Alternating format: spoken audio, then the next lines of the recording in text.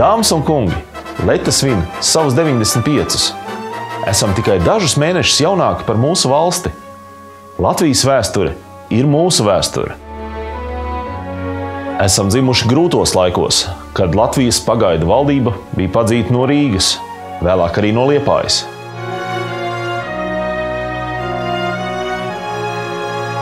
Mēs pavadījām valdību trimdā uz Tvaikoņa Saratovu, un mēs to sagaidījām, atgriežoties Liepājas ostā.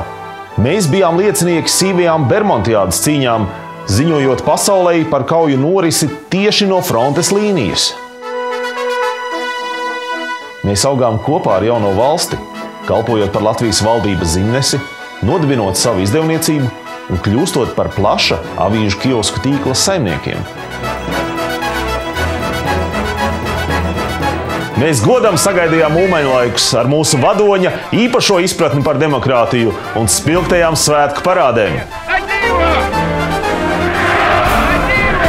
Ienākot Latvijā svešai varai, mēs redzējām mūsu darbiniekus iekāpjam lopu vagonos un aizbraucam, lai nekad vairs neatgrieztos.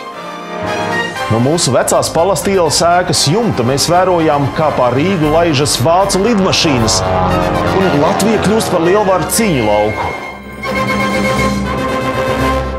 Nākamajos 50 gados mēs piedzīvojām vairākas nosaukumu maiņas, no vācu LD līdz padomju Latinformu.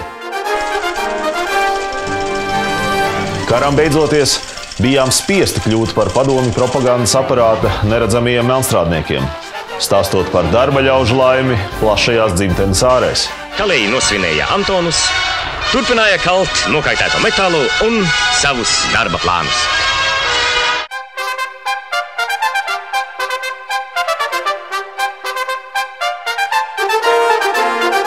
Latvijai atgūstot neatkarību, mēs atguvām savu īsto vārdu. Pirmajos neatkarības gados mēs uzzinājām nevien to, kas ir paradīzes garša, bet guvām arī rūgtas mācības, gandrīz vai nonākot bankrota priekšā. Nu, ko tu tur skumjš tāds? Tautai grūti. Nekas te nenotiks ātri un kā uz burvju nūjiņas pavēle. No likvidācijas Letu paglāba privatizācija. Mēs kļuvām pastāvīgi, atšķirot jaunu lapus mūsu vēsturē. No Nacionālās ziņu aģentūras esam pārtapuši par Nacionālo informācijas aģentūru. Mēs nevien ziņojam, bet arī palīdzam orientēties mainīgajā informācijas pasaulē.